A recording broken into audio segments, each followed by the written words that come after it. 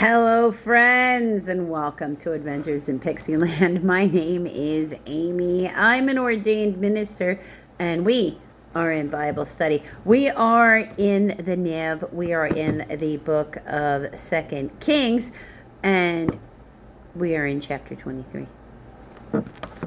Josiah renews the covenant. That's how he responded to God has blessed you with, more years to your life and not having to see the disaster come upon your kingdom.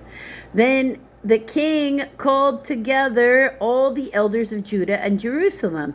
He went up to the temple of the Lord with the men of Judah, the people of Jerusalem, the priests and the prophets, all the people from the least to the greatest.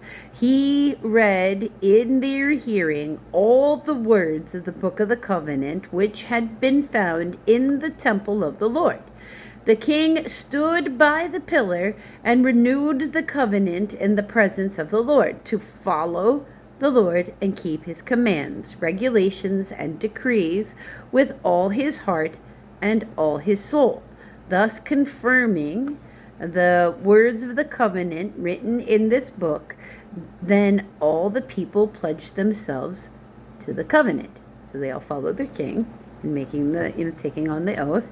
The king ordered Hilkiah, the high priest, the priest next in rank, and the doorkeepers to remove from the temple of the Lord all the articles made for Baal and Asherah and all the starry hosts. He burned them outside Jerusalem in the fields of the Kidron Valley and took the ashes to Bethel. He did away with the pagan priests appointed by the kings of Judah to burn incense on the high places of the towns of Judah and on those around Jerusalem, those who burned incense to Baal, to the sun and moon, to the constellations, and to all the starry hosts. He took the Asherah pole from the temple of the Lord to the Kidron Valley outside of Jerusalem and burned it there. He ground it to a powder and scattered the dust over the graves of the common people.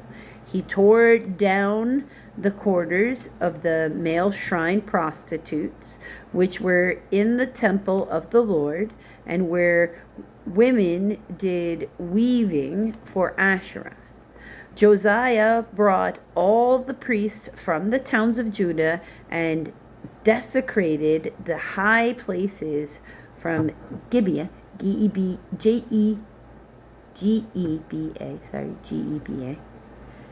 to Beersheba, Beersheba, where the priest had burned incense. He broke down the shrines, or high places, at the gates, at the entrance to the gate of Joshua, the city governor, which is on the left of the city gate. Although the priests of the high places did not serve at the altar of the Lord in Jerusalem, they ate unleavened bread with their fellow priests.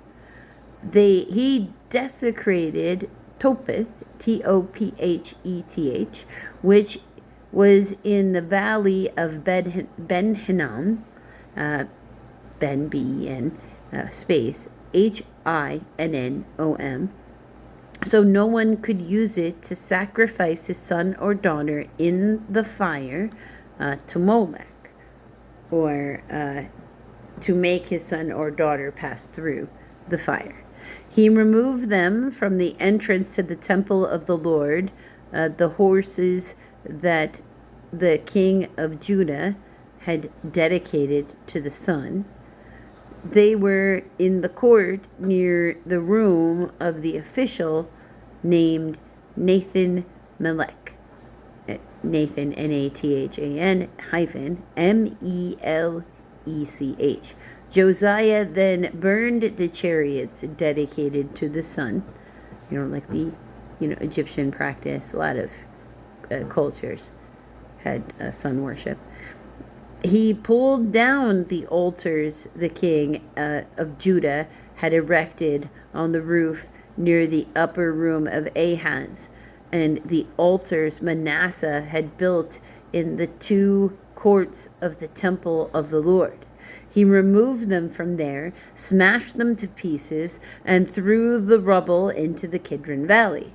The king also desecrated the high places that were east of Jerusalem on the south of the hill of corruption, the ones Solomon, king of Israel, had built for Ashtaroth, the vile goddess of the Sidonians, for Chemosh, the vile god of Moab, and for Molech, the detestable god of the people of Ammon. It's got a footnote of B, or in Hebrew, Milcom, Milcom. Josiah smashed the sacred stones and cut down the Asherah poles, covered the sites with human bones. Wow.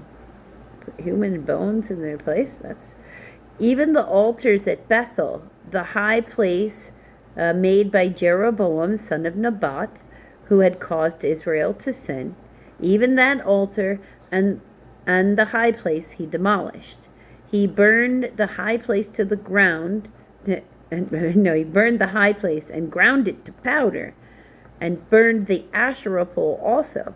Then Josiah looked around, and when he saw the tombs that were there on the hillside, he had the bones removed from them and burned on the altar to defile it, in accordance with the word of the Lord proclaimed by the man of God who foretold this. The king asked, "What is that tombstone I see?" The men of the city said, "It marks the tomb of the man of God who came from Judah and pronounced against the altars of Bethel the very things you have done to it." "Leave it alone," he said. "Don't let anyone disturb his bones." So they spared his bones and those of the prophet who had come from Samaria. Just as he had done at Bethel, Josiah removed and defiled all the shrines at the high places that the kings of Israel had built in the towns of Samaria that had provoked the Lord to anger. Josiah slaughtered all the priests of those high places on the altars and burned human bones on them, then went back to Jerusalem. The king gave this order to all the people: "Celebrate the Passover to the Lord your God, as it is written in this book of the covenant. Not since the days of the judges who led Israel, nor throughout the days of the kings of Israel and the kings of Judah had any such Passover been observed. But in the 18th year of King Josiah, this Passover was celebrated to the Lord in Jerusalem." Furthermore, Josiah got rid of the mediums and spiritists, their household gods, and the idols, and all other detestable things seen in Judah and Jerusalem. This he did to fulfill the requirements of the law written in the book that Hilkiah the priest had discovered in the temple of the Lord. Neither before nor after Josiah was there a king like him who turned to the Lord as he did, with all his heart and with all his soul and with all his strength, in accordance with all the law of Moses. Nevertheless, the Lord did not turn away from the heat of his fierce anger, which burned against Judah, because all that Manasseh had done to provoke him to anger. So the Lord said, I will remove Judah also from my presence, as I removed Israel, and I will reject Jerusalem, the city I chose, and this temple about which I said, there shall my name be. We have a footnote of C, which is 1 Kings 8:29. As for the other events of Josiah's reign and all he did, are they not written in the books of the annals of the kings of Judah? While Josiah was king, Pharaoh Necho, king of Egypt, went up to the Euphrates River to help the king of Assyria. King Josiah marched out to meet him in battle, but Necho faced him and killed him at Megiddo, Megiddo, or at least I think that's how you say it. Yeah, that's correct, Megiddo. Megiddo. Josiah's servants brought his body in a chariot from Megiddo to Jerusalem and buried him in his own tomb. And the people of the land took Jehoahaz, Jehoahaz, son of Josiah, and anointed him and made him king in place of his father. Jehoahaz, king of Judah. Jehoahaz was 33 years old when he became king, and he reigned in Jerusalem 3 months. His mother's name was Hamutal, Hamutal, like Hamutal, daughter of Jeremiah. She was from Libnah. He did evil in the eyes of the Lord, just as his father had done. Pharaoh Necho had put him in chains in Riblah, Rablah, in the land of Hamath, Hamath. That's got a footnote of D. That's in Hebrew. In the Septuagint, that's Greek. See also 2 Chronicles. Necho at Riblah in Hamath removed him. So worded in 2 Chronicles 36:3 in a slightly different way. So, okay. So that he might not reign in Jerusalem. And he imposed on Judah a levy of 100 talents. That's about 3 3/4 tons, or about 3.4 metric tons of silver, and a talent of gold. And that has got a footnote there of about 73 pounds or 34 kilograms of gold.